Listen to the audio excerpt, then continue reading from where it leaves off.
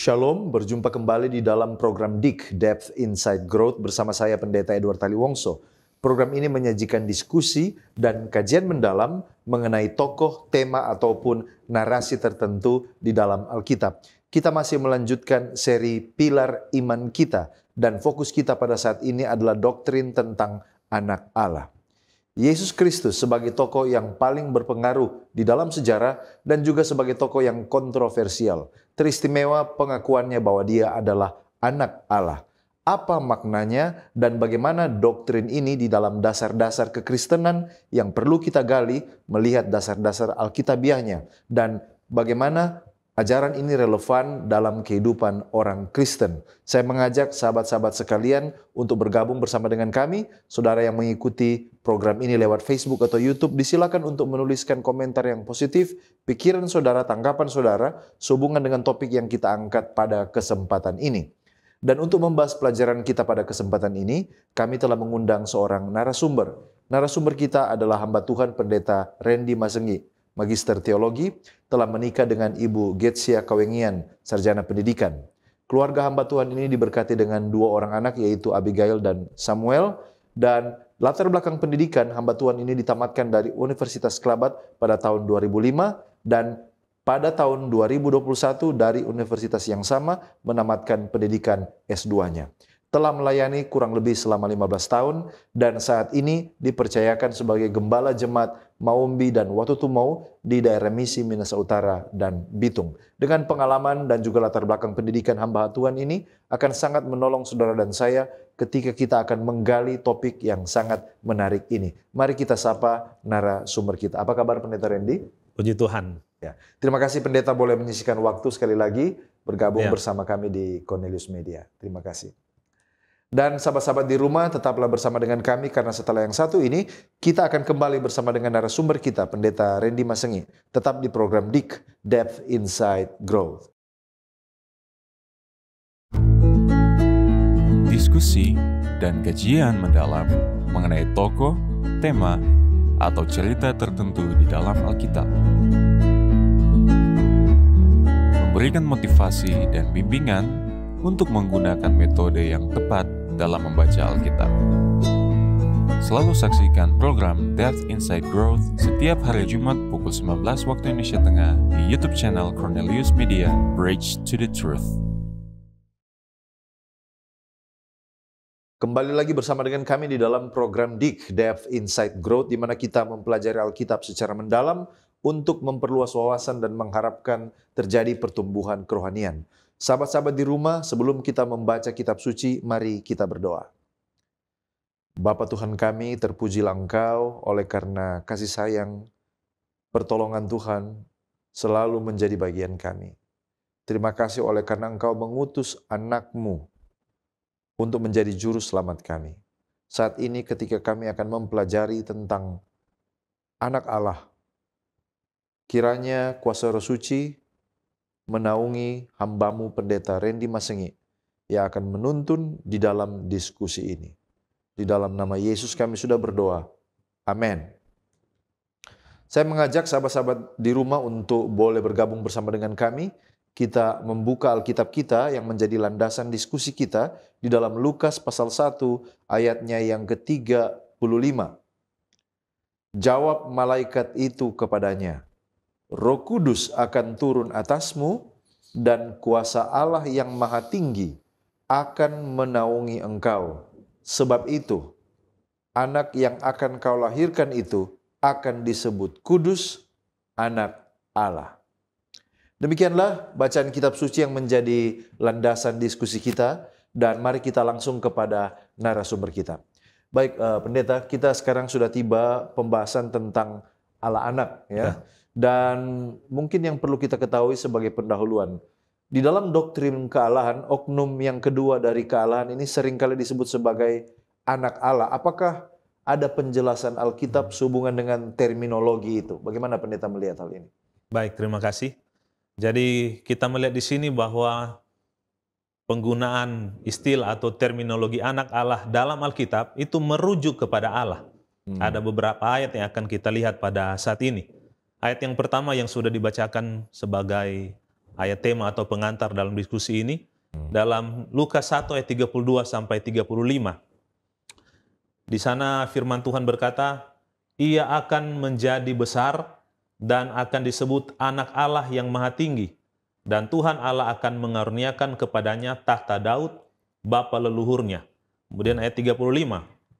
Jawab malaikat itu kepadanya, Roh Kudus akan turun atasmu dan kuasa Allah yang maha tinggi akan menaungi engkau. Sebab itu anak yang akan kau lahirkan itu akan disebut anak Allah. Kemudian dalam Yohanes 3:16, ayat 17 dan 36, di sana juga menyatakan bahwa anak Allah pada mulanya satu dengan Allah. Ya. Kemudian anak Allah diutus oleh Allah untuk menyelamatkan manusia. Ya. Dalam Ibrani 1 ayat 2, kita juga bisa membaca ayat ini dalam Ibrani 1 ayatnya yang kedua. Di sana firman Tuhan berkata, maka pada zaman akhir ini, ia telah berbicara kepada kita dengan perantaran anaknya, yang telah ia tetapkan sebagai yang berhak menerima segala yang ada. Oleh dia, Allah telah menjadikan alam semesta. Jadi, anak Allah ini menjadikan alam semesta. Itu merujuk kepada Allah. Kemudian Ibrani 1 ayat 6 dan 8. Di sana juga disebutkan anak Allah disembah oleh semua malaikat dan tahtanya untuk selama-lamanya. Dan dalam 1 Yohanes 3:8 di sana juga menyatakan bahwa anak Allah ini akan membinasakan perbuatan-perbuatan iblis. Dan ayat yang terakhir yang boleh kita lihat yang merujuk kepada anak Allah sebagai Allah, Wahyu 2:18, yang berkata bahwa anak Allah itu matanya bagaikan nyala api dan kakinya bagaikan tembaga. Baik pendeta, apakah ada ayat Alkitab yang mengatakan atau merujuk kepada Yesus Kristus sebagai anak Allah ini? Ya, terima kasih. Jadi memang kita melihat di sini oknum yang diberi predikat sebagai anak Allah dalam Alkitab adalah Yesus.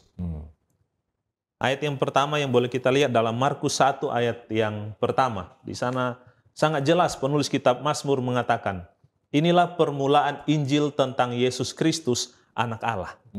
Kemudian dalam Yohanes 20 ayat 31, di sana menyebutkan Yesuslah Mesias, anak Allah. Rasul Paulus juga dalam Roma 1 ayat 4 mengatakan Yesus Kristus adalah Tuhan kita, anak Allah yang berkuasa. Dan kemudian dalam 1 Yohanes 5 ayat yang ke-20, kita juga boleh lihat bersama ayatnya. Dalam 1 Yohanes pasal yang ke-5,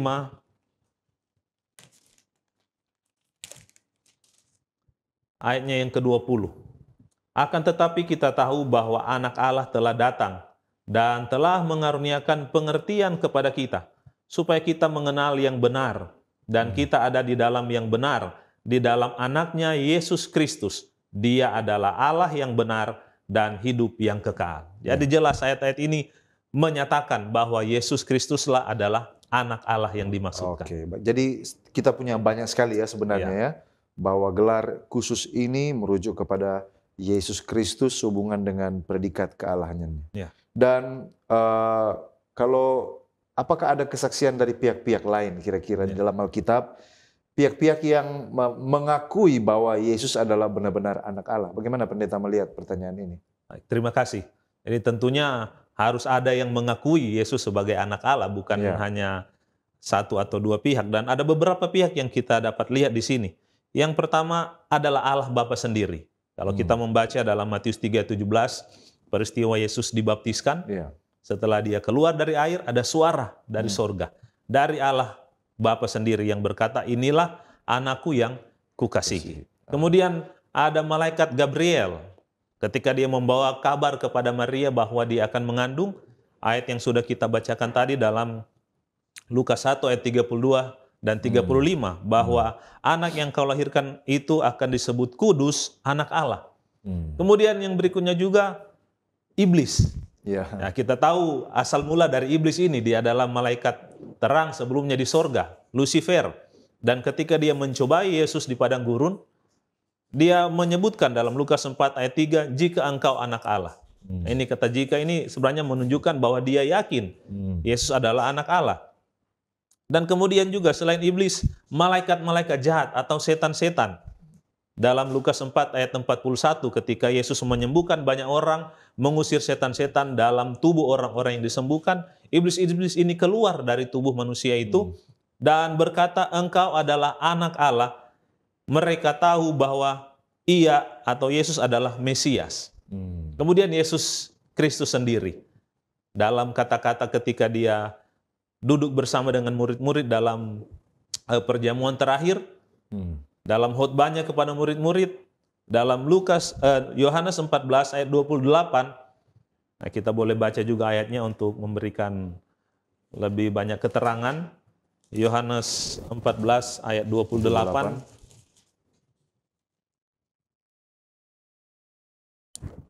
Di sana Yesus Kristus berkata, "Kamu telah mendengar bahwa aku telah berkata kepadamu, aku pergi, tetapi aku datang kembali kepadamu. Sekiranya kamu mengasihi aku, kamu tentu akan bersuka cita, karena aku pergi kepada Bapa-Ku, sebab Bapa lebih besar daripada aku." Jadi Allah Yesus sebut sebagai Bapa, menunjukkan dia adalah anak Allah. Kemudian para rasul, secara khusus Rasul Paulus dan Yohanes. Rasul Paulus dalam tulisannya kepada jemaat di Korintus, dalam 1 Korintus 1 ayat 9, di sana Paulus katakan, Allah memanggil kamu kepada persekutuan dengan anaknya Yesus Kristus. Dan bahkan Yohanes yang hidup 3,5 tahun dengan Yesus sebagai murid Yesus, dia kenal baik siapa Yesus. Dia berkata dalam 1 Yohanes 4 ayat 15, bahwa barang siapa mengaku bahwa Yesus adalah anak Allah, Allah tetap berada di dalam dia. Nah, jadi ada banyak pihak yang disebutkan dalam Alkitab yang mengaku memberikan Yesus, kesaksian, memberikan kesaksian Yesus adalah anak Allah. Baik, terima kasih pendeta. Nah, pertanyaan selanjutnya yang mungkin muncul adalah, bukankah Yesus ini dilahirkan dari seorang perempuan seperti semua orang lain? Mengapa dia istimewa? Atau bagaimana kita menjelaskan keadaan Yesus yang dilahirkan dari seorang perempuan ini, lalu kemudian dia adalah anak Allah, padahal dia dilahirkan dari seorang perempuan. Bagaimana pendeta menjelaskan hal ini? Terima kasih. Nah, jadi kita sudah melihat dalam ayat-ayat yang kita bahas tadi bahwa dia adalah anak Allah, dia adalah Allah, satu dengan Allah. Tetapi kemudian dalam misi penyelamatan manusia, dia datang menjelma menjadi manusia. Nah, itulah sebabnya dalam Yohanes 1 ayat 14, di sana Yohanes berkata, firman itu telah menjadi manusia dan diam di antara kita. Dalam hal ini Yohanes menyatakan kebenaran yang agung, bahwa Allah kemudian datang di tengah-tengah manusia, hidup di antara manusia. Nah, penjelmaan anak Allah itu dapat dikatakan sebuah misteri. Dan itulah yang dinyatakan oleh Rasul Paulus dalam 1 Timotius 3:16, bahwa itu adalah rahasia ibadah kita, penjelmaan dari Allah menjadi manusia. Nah, memang kita sebagai manusia tidak dapat menyelami dengan sempurna akan penjelmaan ini. Kenapa? Karena Yesus Kristus adalah Allah, sementara kita adalah manusia. Sekiranya kita manusia dapat menjelaskan dengan sempurna siapa itu Allah, maka dia bukan lagi Allah. Karena kita punya keterbatasan. Nah, itulah sebabnya kita dapat menerima apa yang dikatakan oleh Ulangan 29 ayat 29.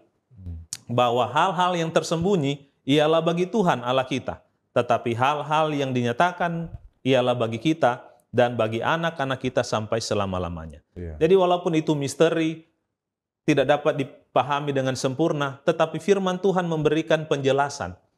Sejauh yang dapat kita pahami sebagai manusia, kita terima itu sebagai kebenaran. Jadi pada intinya, Yesus Kristus datang ke dunia ini memiliki dua sifat, yaitu sifat keilahian dan sifat kemanusiaan. Dalam hal ini, dia adalah 100% Allah dan 100% manusia. Bukan seperti cerita-cerita di luar sana bahwa dia setengah Allah, setengah manusia. Atau manusia setengah dewa dan lain sebagainya. Tidak, dia benar-benar 100% Allah dan juga 100% manusia. Baik, terima kasih pendeta, luar biasa. Puji Tuhan untuk jawaban yang telah kita dengarkan, dan kita masih akan masuk terus untuk menggali lebih dalam tentang keterangan kitab suci, bukti-bukti bahwa Yesus Kristus itu adalah benar-benar ilahi. Namun sebelum kita lanjutkan, kita akan mendengarkan pesan-pesan rohani berikut ini. Tetaplah bersama dengan kami.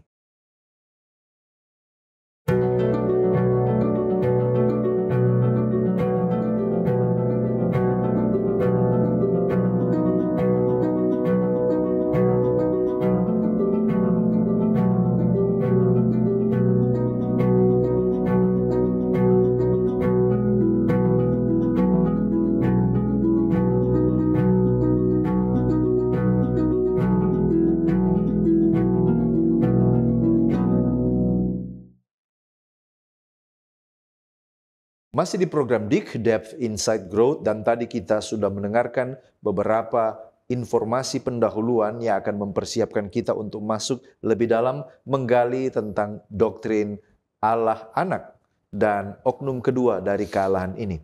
Dan kita kembali lagi kepada narasumber kita, Pendeta Randy Masengi. Pendeta, apakah Alkitab menyediakan bukti-bukti sebagaimana yang dipercaya oleh orang Kristen bahwa Yesus Kristus itu adalah ilahi? Apakah ada bukti-bukti dalam Alkitab bahwa betul-betul di dalam tindakannya, perkataannya, dia adalah benar-benar ilahi? Bagaimana pendeta melihat hal ini? Ya, jadi tentunya dalam kehidupan Yesus ada beberapa aspek yang ditunjukkan oleh Yesus Kristus sendiri yang menyatakan dia adalah Allah atau ilahi. Yang pertama, dari sifat-sifat yang dimiliki oleh Yesus Kristus. Di mana dia adalah Allah yang maha kuasa. Dia menyatakannya itu kepada murid-murid dalam memberikan jaminan penyertaan. Matius 28 ayat 18, segala kuasa di sorga dan di bumi diberikan kepadaku. Kemudian dia maha tahu, Kolose 2 ayat 3. Kemudian selanjutnya sifat Allah yang juga dinyatakan dalam diri Yesus Kristus adalah dia maha hadir. Matius 28 ayat 20, aku menyertai kamu senantiasa sampai kepada akhir zaman. Dan penyertaan kehadiran Yesus itu dimanifestasikan melalui kehadiran Roh Kudus. Selanjutnya dia memiliki sifat yang baka. Ibrani 13 ayat 8 menyatakannya. Sifat berikutnya, sifat ilahi yang dinyatakan dalam kehidupan Yesus adalah dia sumber kehidupan. Ayatnya kita boleh baca dalam Yohanes 11 ayat yang ke-35. Firman Tuhan berkata, jawab Yesus, akulah kebangkitan dan hidup. Barang siapa percaya kepadaku, ia akan hidup walaupun ia sudah mati. Nah, kita tahu bersama sumber kehidupan adalah dari Allah sendiri. Dan Yesus mengatakan, akulah kebangkitan dan hidup. Nah, hidup yang ada dalam diri Yesus itu bukanlah suatu pemberian. Penulis Kristen dalam buku Desire of Ages halaman 530 berkata, hidup yang asli, yang tidak dipinjam, bukan perolehan. Jadi hidup yang ada dalam diri Yesus adalah memang berasal dari dirinya sendiri. Karena dia adalah Allah. Dia juga kudus. Lukas 1 ayat 35 tadi kita sudah baca ayatnya. Dia juga memiliki sifat kasih yang adalah sifat Allah. 1 Yohanes 3 ayat 16. Dan Yesus Kristus sifatnya abadi. Yesaya 9 ayatnya yang kelima. Itu kita lihat dari sifat-sifatnya. Apakah pendeta di dalam Alkitab ada di mana Yesus melalui tindakannya yang menjelaskan ya bahwa dia betul-betul ada kuasa ilahi dan ada hak istimewa yang mungkin tidak diperoleh oleh orang lain yang hanya bisa dilakukan oleh Yesus? Apakah ada di dalam Alkitab? Ya, terima kasih. Jadi kita melihat pekerjaan Kristus itu adalah merupakan pernyataan dari karya Allah kepada manusia. Nah, dalam Yohanes 1 ayat 3 di sana mengatakan dia adalah sebagai pencipta. Kemudian Yesus juga adalah sebagai penyokong atau penegak. Kolose 1 ayat 17 mengatakan segala sesuatu ada di dalam dia. Selanjutnya dalam kehidupannya dia menyatakan karya Allah dengan membangkitkan orang mati dengan suaranya. Yohanes 5 ayat 28 dan 29 kita boleh membaca ayat tersebut. Yohanes 5 ayat 28 dan 29. Janganlah kamu heran akan hal itu, sebab saatnya akan tiba bahwa semua orang yang di dalam kuburan akan mendengar suaranya, dan mereka yang telah berbuat baik akan keluar dan bangkit untuk hidup yang kekal, tetapi mereka yang telah berbuat jahat akan bangkit untuk dihukum. Jadi dengan suaranya dia membangkitkan orang mati. Dan itu dia buktikan dalam pengalaman Lazarus. Betul. Dia memanggil Lazarus keluar dari kubur yang sudah mati selama 3 hari. Yesus juga menyatakan karya Allah dalam kehidupannya dengan akan menghakimi dunia pada hari kiamat. Matius 25, 31 dan 32 kita boleh membaca keterangan firman Tuhan. Dan yang terakhir saya ingin bacakan ayatnya Matius 9 ayat 6 yang menyatakan dia mengampuni dosa. Dan kita tahu bersama hanya Allah yang dapat mengampuni dosa. Tidak ada manusia di dunia ini yang dapat mengampuni dosa sesamanya manusia. Mari kita lihat.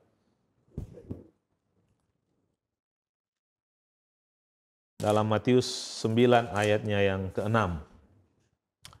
Tetapi supaya kamu tahu bahwa di dunia ini Anak manusia berkuasa mengampuni dosa. Lalu berkatalah ia kepada orang lumpuh itu, bangunlah, angkatlah tempat tidurmu, dan pulanglah ke rumahmu. Jadi ini hal-hal yang Yesus buat, yang menyatakan karya Allah, dan juga menyatakan bahwa dia adalah Allah itu sendiri. Ya, baik. Bagaimana pendeta tentang gelar atau gelar yang punya makna teologis yang sering digunakan oleh Yesus? Makna teologisnya adalah ketika Yesus menggunakan gelar ini bahwa dia adalah ilahi, bukan manusia biasa. Apakah ada di dalam Alkitab? Ya, baik, terima kasih. Jadi ada beberapa nama yang diberikan kepada Yesus Kristus yang menyatakan dia adalah Allah. Dan tentunya kita tahu nama itu juga menyangkut kepada pribadi seseorang. Yang pertama, dalam Matius 1 ayat 23, di sana namanya adalah Immanuel, dan arti Immanuel adalah Allah menyertai kita. Jadi nama itu diberikan kepada Yesus. Kemudian yang selanjutnya disebutkan dia adalah anak Allah. Markus 1 ayat 1 kita sudah baca tadi ayatnya. Nama itu diberikan kepada Yesus, dia adalah anak Allah. Kemudian nama Allah yang disebutkan dalam perjanjian lama, yaitu Allah Yahweh, itu dikenakan juga kepada Yesus melalui kesaksian Matius, di mana Matius mengutip kata-kata dari Yesaya. Yesaya dalam menjelaskan tentang Allah Yahweh itu disebutkan dalam Yesaya 40 ayat 3, persiapkanlah jalan untuk Tuhan. Dan kata-kata dari Yesaya ini dikutip oleh Matius dalam Matius pasal 3 untuk menggambarkan pekerjaan pendahuluan dari misi Kristus. Jadi nama Immanuel, anak Allah, bahkan Allah Yahweh itu yang disebutkan dalam perjanjian lama, nama itu diberikan oleh Matius kepada Yesus Kristus. Baik, terima kasih pendeta. Pertanyaan selanjutnya adalah tentang pengakuan. Ada mungkin yang berpendapat bahwa orang Kristenlah yang membuat Yesus menjadi Allah. Nah, sekarang pertanyaannya adalah bagaimana pengakuan orang-orang yang paling dekat dengan dia, mungkin murid-murid dia, dan bagaimana Yesus melihat dirinya sendiri. Apakah dia melihat dirinya sebagai manusia biasa, ataukah Yesus melihat dirinya juga sebagai Allah? Bagaimana pendeta melihat dua hal ini? Ya, baik, terima kasih. Jadi tentunya untuk mendapatkan pengakuan yang jelas, kita melihat kepada orang-orang yang hidupnya dekat dengan Yesus. Dekat dengan Yesus, ya. Tidak mungkin kita mengambil keterangan tentang seseorang dari orang yang tidak mengenal orang itu. Ya, betul. Nah, jadi kita melihat yang pertama Yohanes sebagai murid Yesus yang kekasih, dia melukiskan Yesus sebagai kalam ilahi yang menjadi manusia. Yohanes 1 ayat 1 dan ayat 14, firman yang pada mulanya adalah firman, firman itu menjadi manusia, dan firman itu adalah Allah itu sendiri.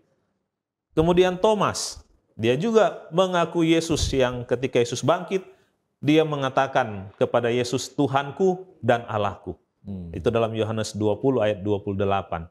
Kemudian Rasul Paulus yang mengalami pertemuan yang spesial dengan Yesus dalam perjalanan ke Damsyik. Ketika dia mengalami pengalaman iman yang luar biasa, dia mengakui Yesus sebagai Allah. Roma 9 ayat 5, di sana mengatakan Allah yang harus dipuji sampai selama-lamanya. Dan di dalam Ibrani 1 ayat 8 mengatakan dia sebagai Tuhan dan Allah pencipta. Nah, itulah pengakuan dari orang-orang yang hidup dekat dengan Yesus dan punya pengalaman istimewa dengan Yesus. Dan Yesus sendiri juga menyatakan secara pribadi bahwa dia adalah Allah. Dalam Yohanes 8 ayat yang ke-58, mari kita membaca keterangan di sana. Apa kata Yesus tentang dirinya sendiri? Yohanes pasal 8 ayatnya yang ke-58. Kata Yesus kepada mereka, Aku berkata kepadamu, sesungguhnya sebelum Abraham jadi, aku telah ada. Nah, jadi luar biasa, Yesus mengatakan aku telah ada sebelum Abraham. Itu menunjukkan keilahiannya. Kemudian dalam Yohanes 20 ayat 17, di mana Yesus menyebut Tuhan Allah yang di sorga sebagai Bapakku. Gantinya dia mengatakan Bapa kita. Tapi lebih spesifik hubungannya dengan Allah di sorga. Dia mengatakan Bapakku. Dan dalam Yohanes 10 ayat 30, dia mengatakan aku dan Bapa adalah satu. Nah, kita lihat ayatnya dalam Yohanes 10 ayatnya yang ke-30. Aku dan Bapa adalah satu. Nah, ini menunjukkan keilahian Yesus. Bahwa Yesus satu dengan Bapa, dia adalah Allah itu sendiri. Pertanyaan selanjutnya pendeta adalah posisi atau derajat keilahian daripada Yesus.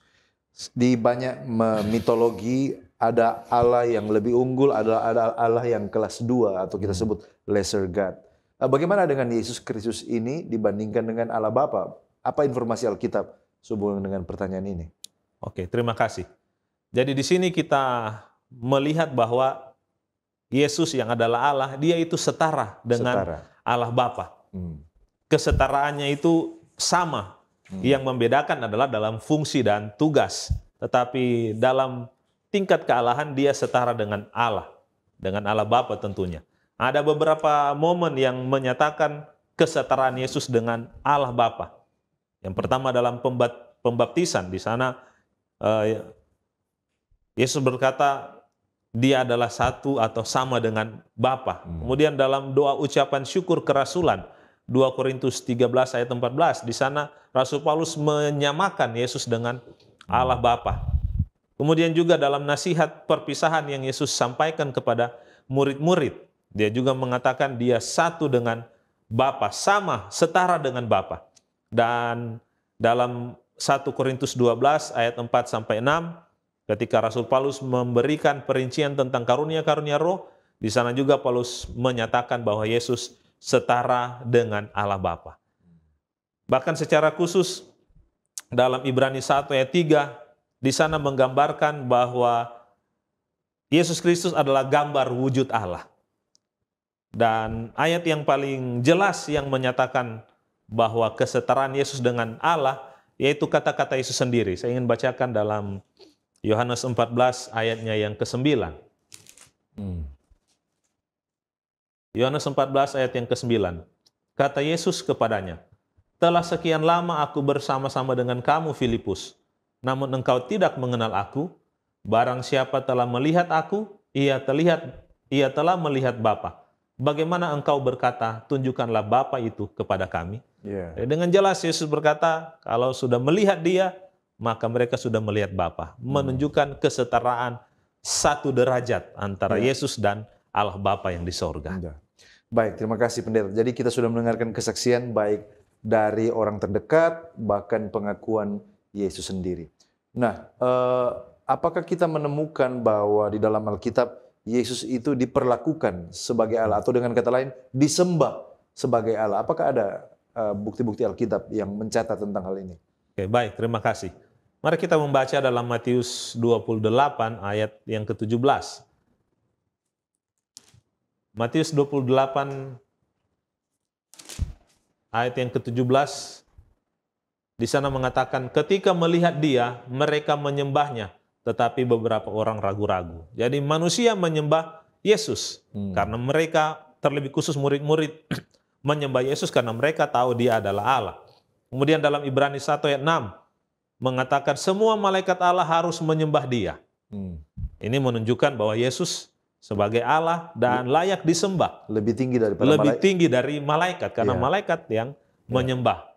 Nah, Paulus juga menyurati orang-orang jemaat yang ada di Filipi, di mana dia berkata, supaya dalam nama Yesus bertekuk lutut segala yang ada, dan segala lidah mengaku Yesus Kristus adalah Tuhan. Dan juga dalam beberapa ucapan syukur kepada Kristus, khususnya dalam 2 Timotius 4 ayat 18, di sana mengatakan kemuliaan untuk selama-lamanya bagi Yesus Kristus.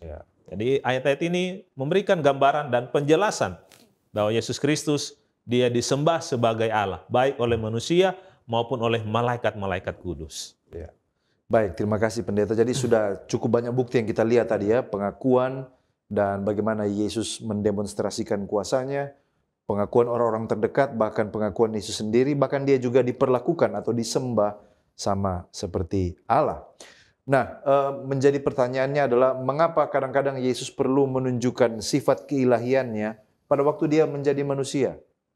Bukankah dia datang sebagai manusia, tetapi mengapa dia juga perlu menunjukkan sifat keilahiannya di depan mata manusia? Bagaimana pendeta melihat hal ini? Baik, terima kasih. Jadi tentunya Yesus Kristus datang ke dunia menjelma manusia, tetapi dia juga adalah Allah 100%. Ada misi di sana, yaitu misi penyelamatan manusia.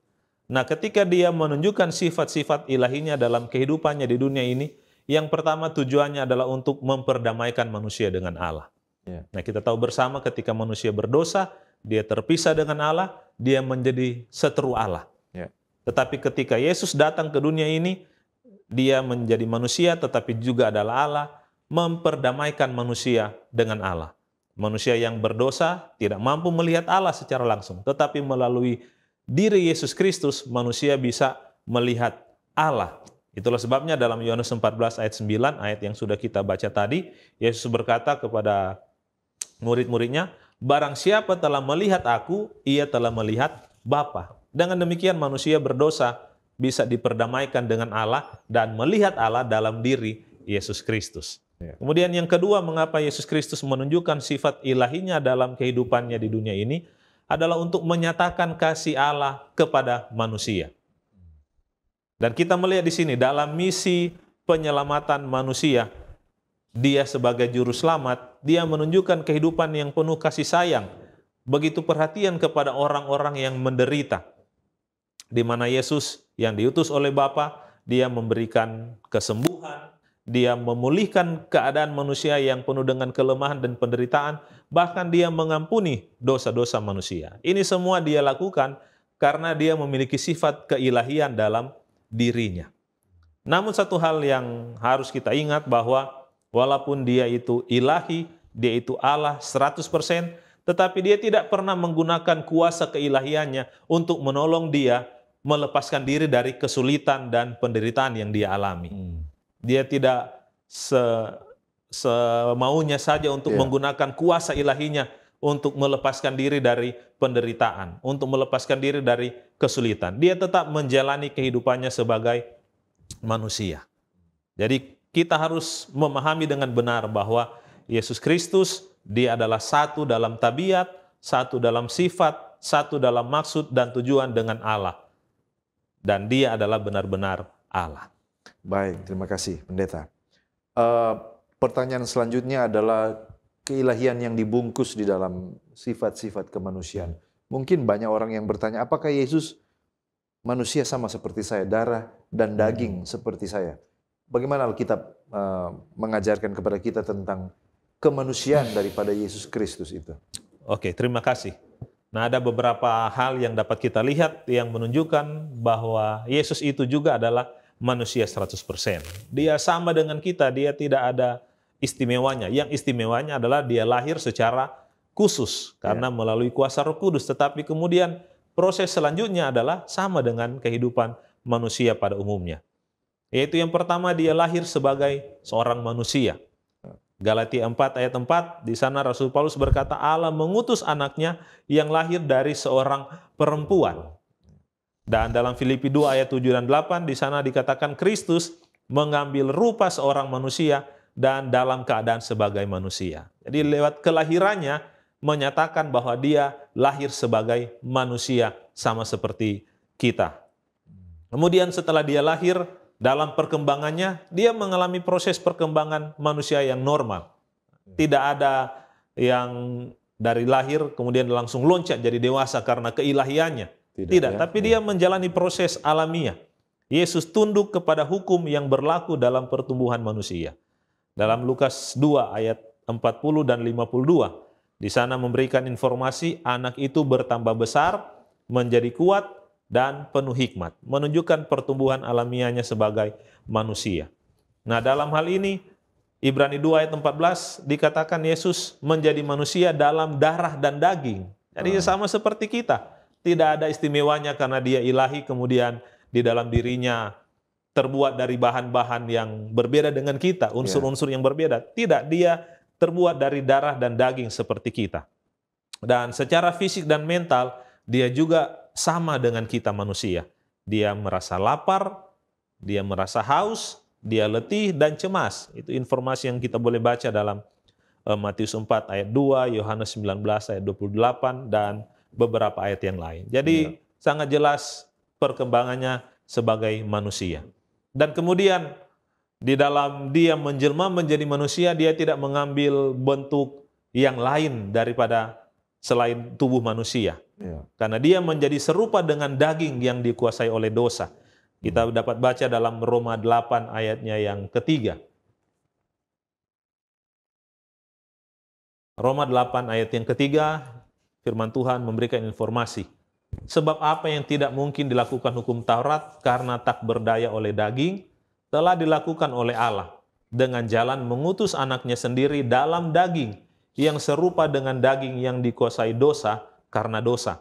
Ia telah menjatuhkan hukuman atas dosa di dalam daging. Jadi Yesus mengambil rupa manusia dalam daging yang sudah berdosa. Tetapi kita harus ingat, ini tidak menunjukkan bahwa Yesus itu penuh dengan dosa, karena dia mengambil tubuh manusia, tubuh daging yang sudah berdosa. Tidak, dia tidak berdosa. Walaupun dia dijadikan dalam bentuk manusia, tetapi dia tidak dikuasai oleh dosa. Dia tidak pernah melakukan dosa dan dosa ini tidak pernah ada dalam diri Yesus Kristus. Ya. Baik, terima kasih. Luar biasa, ini informasi yang benar-benar sangat padat dan membuka mata kita, semakin memperkuat iman kita tentang identitas dari anak Allah. Dan pendeta, kita masih akan masuk lebih jauh ke dalam, masih ada beberapa pertanyaan. Tapi sebelum kita lanjut, mari kita akan ikuti pesan-pesan rohani berikut ini.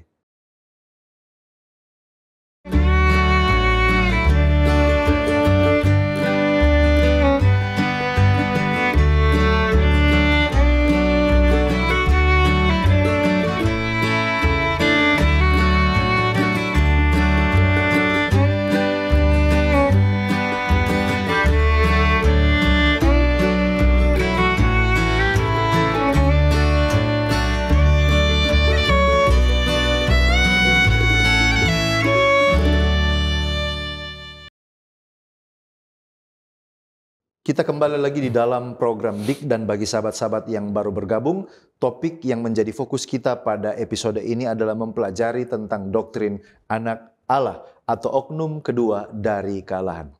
Baik pendeta, berangkat dari di mana kita tadi berakhir di segmen selanjutnya tentang Yesus datang dalam daging yang sudah dikuasai oleh dosa. Nah, mungkin ada muncul pertanyaan, kalau Yesus adalah Allah mengambil rupa manusia, apakah ini berarti Yesus berdosa? Mungkin pendeta boleh menggali lebih dalam lagi di poin itu. Baik, terima kasih. Nah, ini sesuatu hal yang menarik untuk melihat apakah Yesus berdosa. Nah, ada dua ayat yang ingin kita lihat bersama khususnya dalam kitab Ibrani untuk menyatakan akan keadaan ini. Yang pertama, bahwa Yesus telah dicobai sama seperti manusia, tetapi dia tidak melakukan dosa. Ibrani 4 ayat 15, di sana kita boleh baca bersama. Firman Tuhan berkata, sebab imam besar yang kita punya bukanlah imam besar yang tidak dapat turut merasakan kelemahan-kelemahan kita. Sebaliknya, sama dengan kita, ia telah dicobai, hanya tidak berbuat dosa. Jadi Yesus sebagai manusia dia dicobai, dan kita melihat informasinya dalam Alkitab. Dia dicobai oleh iblis di padang gurun, kemudian iblis juga berusaha mencoba Yesus dengan agen-agen manusia yang dia gunakan. Tapi Yesus tidak pernah berbuat dosa. Pernah dicobai, tetapi tidak pernah berbuat dosa. Bahkan kemudian ketika dia dicobai, dia sampai menderita karena pencobaan tersebut. Ibrani 2 ayat yang ke-10, di sana memberikan informasi bahwa sebab memang sesuai dengan keadaan Allah yang baginya dan olehnya segala sesuatu dijadikan, yaitu Allah yang membawa banyak orang kepada kemuliaan, juga menyempurnakan Yesus yang memimpin mereka kepada keselamatan dengan penderitaan. Jadi Yesus menderita karena pencobaan, tetapi tidak pernah melakukan dosa. Nah, ada satu pendapat dari Philip Schaff yang boleh memberikan kepada kita pemahaman tentang hal ini. Di mana Philip Schaff berkata, jika ia atau Kristus sudah dibekali sejak semula dengan kondisi tanpa cacat yang mutlak atau ketidakmungkinan berbuat dosa, maka ia tidak akan dapat menjadi manusia yang sesungguhnya. Tidak pula dapat menjadi contoh yang patut kita teladani dalam kesuciannya. Dengan kemampuannya yang serba bisa dan warisan pembawaan, akan menjadi suatu kebetulan atau karunia lahiriah saja. Dan godaan yang dihadapinya merupakan sebuah pertunjukan yang semu. Jadi menurut Philip Schaff di sini bahwa Yesus terbuka untuk pencobaan, terbuka untuk berbuat dosa, tetapi dia tidak pernah berbuat dosa. Kalau dia datang sudah ada warisan untuk kebal terhadap dosa, maka Philip Schaff katakan itu hanya satu pertunjukan dia menderita, dia mengalami pencobaan, cuma sebuah pertunjukan yang semu. Jadi di sini, dapatkah Yesus berbuat dosa? Ada kemungkinan dia berbuat dosa. Karena manusia 100%, tetapi dalam kemungkinan itu dia tidak melakukan satu dosa apapun, sekecil apapun, walaupun dia manusia. Baik, terima kasih Pendeta. Nah, pertanyaan selanjutnya adalah mungkin ada yang bertanya, mengapa Yesus tidak datang 100% Allah saja? Apa perlunya dia mengenakan sifat kemanusiaan? Dan mungkin pertanyaan kedua, mengapa perlu digabungkan antara kemanusiaan dan keilahian ketika dia datang ke planet bumi kita ini? Oke, jadi tentunya Yesus menggunakan sifat manusianya untuk kepentingan kita manusia, bukan untuk kepentingan dirinya. Di mana ketika dia mengenakan sifat manusia, dia dapat menjadi imam besar bagi umat manusia. Tadi Ibrani 4 ayat yang ke-15 sudah mengatakan dia adalah imam besar yang dapat mengantarai antara manusia dengan Allah. Kemudian dia juga dapat menyelamatkan orang yang paling hina sekalipun. Karena dia datang sebagai manusia, dia merasakan penderitaan, pergumulan manusia, sehingga dia mampu menyelamatkan semua umat manusia. Tidak hanya beberapa orang atau golongan. Kemudian kenapa dia harus mengenakan sifat manusia walaupun dia adalah Allah? Agar supaya dia bisa menyerahkan hidupnya, menebus manusia dari dosa. Kita tahu bersama, upah dosa adalah maut. Dosa menuntut kematian. Nah, supaya dia bisa menebus manusia dari dosa, dia harus mengenakan tubuh manusia, supaya bisa mati. Kalau dia datang dalam bentuk ilahi, tentunya dia tidak dapat mati. Jadi, dia datang supaya bisa menebus manusia dari dosa. Dan juga untuk menjadi teladan bagi kita. Seperti yang dibahas sebelumnya bahwa dia menang dari dosa, dia bisa mengalahkan dosa. Yesus tidak berbuat dosa, itu menjadi teladan bagi kita bahwa saya juga sebagai manusia bisa menang dari dosa. Sehingga tidak ada alasan ketika seseorang berbuat dosa muncul istilah, ya sudah begitulah sifat manusia saya. Yesus tidak gunakan alasan itu. Jadi dia bisa menjadi teladan bagi kita. Nah, untuk hal ini dia menggabungkan sifat ilahi dan manusia adalah agar supaya dia bisa memberikan hal-hal yang terbaik untuk manusia. Di sini kita boleh melihat ada satu konsep yang harus kita mengerti dengan benar. Bahwa ketika Allah mengambil rupa manusia, anak Allah yang kekal mengambil sifat manusia ke dalam dirinya, itu bukanlah anak manusia yang memperoleh keilahian. Jadi Allah mengambil sifat manusia, bukan manusia yang mengambil sifat Allah. Nah, perpaduan kedua sifat ini adalah untuk misi penyelamatan manusia, yaitu untuk mendamaikan manusia dengan Allah. Kita sudah bahas panjang lebar tadi. Kemudian agar supaya manusia yang berdosa mampu berada di hadirat Allah tanpa dibinasakan. Mereka bisa melihat Allah dalam diri Yesus Kristus. Dan yang berikutnya agar supaya dapat mengalahkan setan dan kuasa dosa. Nah, dalam buku Kristen Temptation of Christ halaman 904 di sana mengatakan kuasa ilahinya digabungkan dengan kemanusiaan demi kepentingan manusia untuk memperoleh kemenangan yang tidak ada batasnya. Jadi kita manusia punya pengharapan dapat menang dari pencobaan di dalam Yesus Kristus. Baik, terima kasih Pendeta, luar biasa dan sungguh sangat menarik diskusi kita ini. Dan pendalaman kita sangat membuka mata kita. Dan saya percaya semua sangat terberkati dengan informasi dari kitab suci yang Pendeta sudah bagikan. Dan karena waktu kita yang terbatas, kita tiba kepada kesimpulan dari pembahasan sebagai closing statement. Sesuatu yang mungkin boleh kita bawa pulang dari diskusi kita sejauh ini. Apa yang kira-kira Pendeta boleh sampaikan? Baik, terima kasih. Jadi sebagai kesimpulan yang telah kita pelajari, bahwa jangan pernah meragukan kealahan dari Yesus Kristus. Amin. Kita harus beriman dan iman kita itu didasarkan kepada Yesus Kristus. Amin. Bahwa Dia adalah Allah. Itulah sebabnya kalau kita berdoa contohnya selalu kita tutup dengan dalam nama Yesus Kristus. Jadi ketika kita mengakui Yesus Kristus sebagai Allah, kita punya pengharapan di dalam Yesus Kristus. Dan pengharapan itu membuat kita tetap setia, tetap kuat dalam iman, dan kita yakin Yesus Kristus yang adalah Allah, Juru Selamat kita, Dia akan datang kembali dan menjemput kita. Dan kita akan bertemu muka dengan Yesus, dan di sanalah segala pertanyaan tentang Yesus yang tidak dapat dijawab di dunia ini akan kita dapatkan jawabannya melalui Yesus Kristus sendiri. Amin. Luar biasa. Terima kasih pendeta. Bolehkah pendeta tutup diskusi kita dengan doa dan juga sahabat-sahabat di rumah yang mengikuti belajar Alkitab ini? Disilakan. Mari kita berdoa. Terpujilah Engkau ya Tuhan, Allah Bapa yang di sorga, Yesus Kristus anak Allah, Juru Selamat kami, dan Allah Roh Kudus yang senantiasa menyertai kami setiap saat. Terima kasih kami boleh mendapatkan pemahaman yang benar tentang anak Allah Yesus Kristus. Kami akui Tuhan dengan keterbatasan kami sebagai manusia berdosa, kami tidak memahami dengan sempurna. Tetapi sejauh yang dapat kami mengerti melalui firman Tuhan, kiranya dengan iman kami menerimanya sebagai kebenaran dan menjadi landasan iman bagi kami.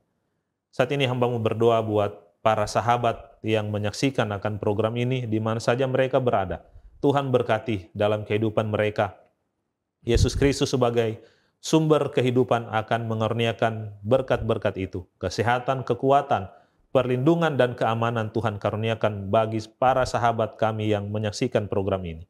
Ketika mereka mungkin dalam pergumulan, tantangan, bahkan pencobaan, kiranya Yesus Kristus juga yang akan memberikan kekuatan iman serta kemenangan dari setiap pencobaan, sehingga mereka boleh terus berpengharapan di dalam Tuhan. Amin.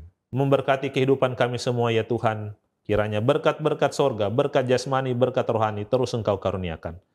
Tuhan juga kiranya terus memberkati program pendalaman Alkitab ini, agar melalui program ini, kebenaran-kebenaran Tuhan dapat disingkapkan dan boleh menjadi berkat rohani bagi kami sekalian. Para kru yang bertugas, Tuhan pun akan memberkati, sehingga mereka dapat melakukan tugas mereka dengan baik, acara berjalan dengan lancar demi kemuliaan bagi nama Tuhan. Terima kasih Engkau mendengar dan menjawab doa ini. Terpujilah nama-Mu ya Tuhan, kami berdoa dan percaya hanya di dalam nama Yesus Kristus, Tuhan dan Juru Selamat kami yang hidup. Amin. Amin. Puji Tuhan untuk pembahasan topik yang sangat menarik dan menginspirasi. Saya mengucapkan terima kasih kepada narasumber kita, Pendeta Randy Masengi. Terima kasih Pendeta. Terima kasih. Sudah berbagi berkat dengan kita semua dan Tuhan kiranya memberkati Pendeta dalam pelayanan bersama dengan keluarga. Amin. Terima kasih juga kepada sahabat-sahabat di rumah yang tetap setia bersama dengan kami sampai saat ini. Bahkan kepada sahabat Hope Channel Indonesia yang terus mengikuti program-program dari Cornelius Media. Kita bertumbuh bersama ketika kita mencintai mempelajari firman Tuhan. Kalau Anda diberkati lewat pelayanan media ini, berkenan kiranya untuk like, follow, atau subscribe akun media sosial kami dan bagikan link tayangan ini kepada orang-orang terkasih. Sahabat-sahabat di rumah, demikianlah perjumpaan kita pada episode ini. Kita akan jumpa kembali pada episode yang mendatang. Saya Pendeta Edward Taliwongso dan kru yang bertugas undur diri. Shalom.